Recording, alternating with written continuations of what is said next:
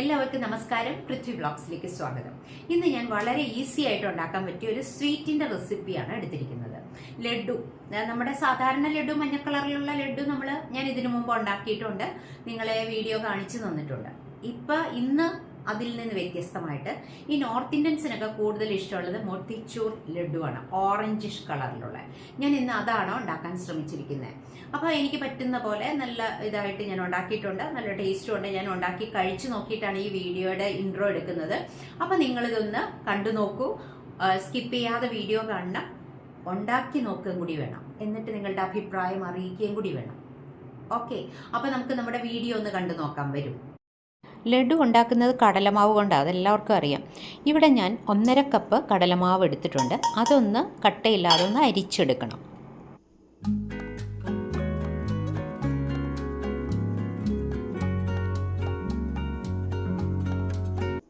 കടലമാവ് അരിച്ചെടുത്തു. ഇനി ഇത് മറ്റൊരു ബൗളിലേക്ക് മാറ്റുകയാണ്.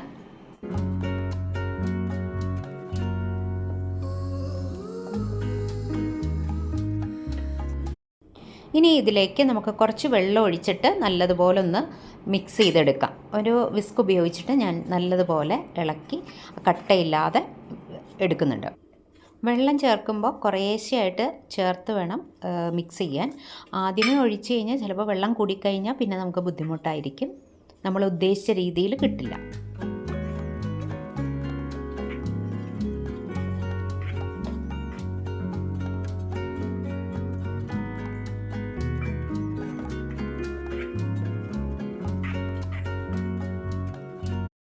മിക്സ് ചെയ്ത് കഴിഞ്ഞു. ഇതിലേക്ക് ഒരു നുള്ള് അല്ലെങ്കിൽ ഒരു 1/4 ടീസ്പൂൺ ബേക്കിംഗ് സോഡ ചേർത്ത് കൊടുക്കണം. എന്നിട്ട് വീണ്ടും ഒന്ന് ഇളക്കി യോജിപ്പിക്കുക. നമ്മൾ ഓറഞ്ച് കളറിലുള്ള ലഡു ആണ് കേട്ടോ ഉണ്ടാക്കാൻ പോകുന്നത്. അപ്പോൾ അതുകൊണ്ട് ഒരല്പം കളറ് ചേർക്കണം.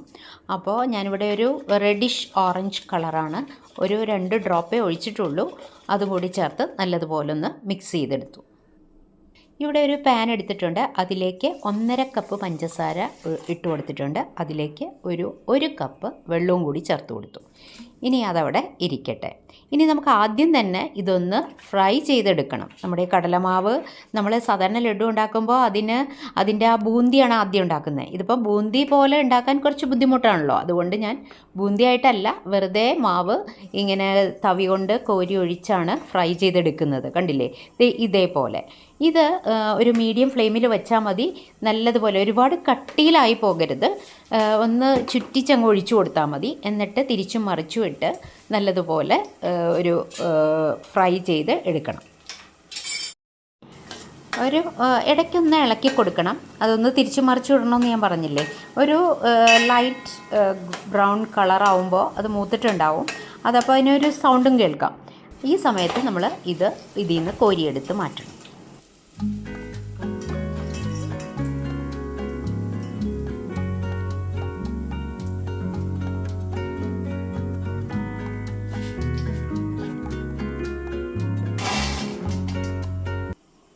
അങ്ങനെ നമ്മൾ തയ്യാറാക്കി വെച്ചിരിക്കുന്ന മാവ് മുഴുവൻ ഇതേപോലെ ഫ്രൈ ചെയ്ത് എടുക്കണം. കണ്ടില്ലേ.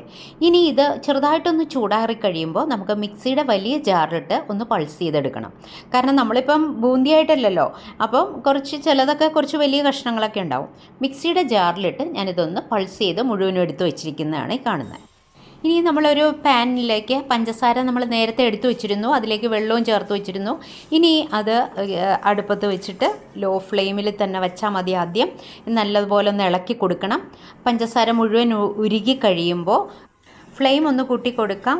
എന്നിട്ട് നല്ലപോലെ ഒന്ന് ഇളക്കി കൊടുത്താൽ മതി. ഈ പഞ്ചസാര പാനി ഒന്ന് കൊഴുത്ത് വരണം, അതായത് ഒരു നൂൽ പാകമാണ് നമുക്ക് വേണ്ടത്.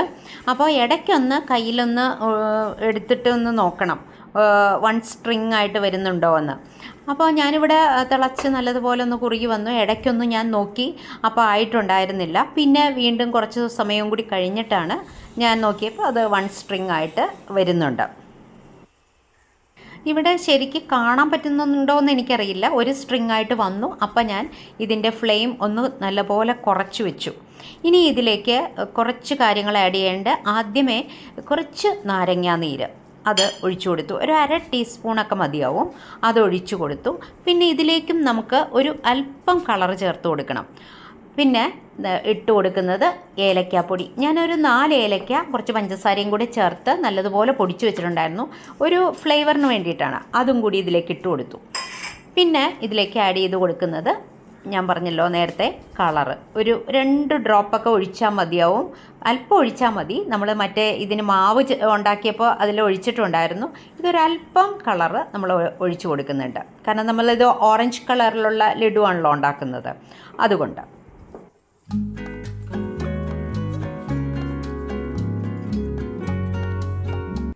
ഇനി നമുക്കിതിലേക്ക് നമ്മൾ പൾസ് ചെയ്ത് നമ്മൾ പൊടിച്ച് വെച്ചിട്ടുണ്ടായിരുന്നല്ലോ, ഒരുപാട് പൊടിഞ്ഞു പോകരുത്. ആ ലഡുവിനുള്ള ബൂന്തി ഇതിലേക്ക് ഇട്ട് കൊടുക്കാം. ബൂന്തിയായിട്ടല്ല നമ്മൾ ക്രഷ് ചെയ്ത് വെച്ചിരുന്നത്. എന്നിട്ട് നല്ലതുപോലെ ഇളക്കി കൊടുക്കണം. ഈ പഞ്ചസാര പാനിയിൽ കിടന്ന് ഇത് നല്ലതുപോലെ ആ മധുരം അങ്ങ് പിടിച്ചു വരണം. കണ്ടില്ലേ? ആദ്യം കുറച്ചൊരു ലൂസായിട്ട് പോലെ നമുക്ക് തോന്നും. പേടിക്കൊന്നും വേണ്ട. നല്ലതുപോലെ ഇളക്കി കൊടുത്താൽ മതി. ഫ്ലെയിം ഒരു മീഡിയത്തിൽ തന്നെ വെച്ചാൽ മതി. തനിയെ അത് ഡ്രൈ ആയി വന്നോളും. ഒരു ടീസ്പൂൺ നെയ്യ് കൂടി ഞാൻ ചേർത്ത് കൊടുക്കുന്നുണ്ട്. വീണ്ടും ഒന്ന് ഇളക്കി കൊടുക്കണം. ഇനി നമുക്ക് കുറച്ച് കാഷ്യൂനട്ട് ഞാൻ കട്ട് ചെയ്ത് വെച്ചിട്ടുണ്ടായിരുന്നു, അതുകൂടി ഇതിലേക്ക് ചേർത്ത് കൊടുക്കാനുണ്ട്. ഇത് ഇട്ട് കൊടുത്തിട്ട് ഒന്നും കൂടി ഇളക്കി അവിടെ ഫ്ലെയിം ഓഫ് ചെയ്ത് വയ്ക്കാം. ചെറു ചൂടോടുകൂടി തന്നെ നമുക്ക് ഉരുട്ടി ലഡുവിൻ്റെ ഷേപ്പാക്കി എടുക്കണം. അപ്പോൾ അതുകൊണ്ട് ഇതിപ്പോൾ നല്ല ചൂടാണ്, അതുകൊണ്ട് ഒരു പരന്ന പ്ലേറ്റിലേക്ക് ഞാനിത് മാറ്റുകയാണ്. എന്നിട്ട് കുറച്ചൊന്ന് തണുക്കാനായിട്ട് വെച്ചു.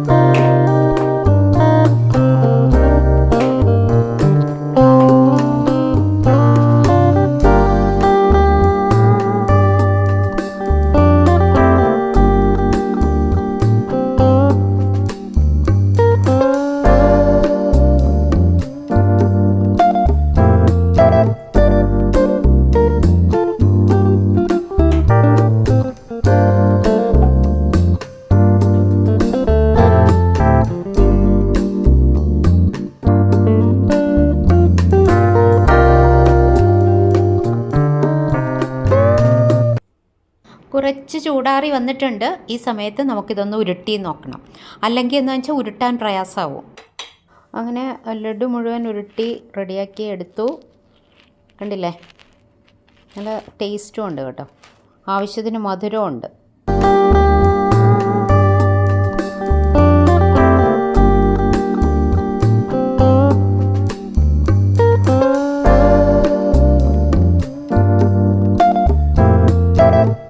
ലഡു കണ്ടോ?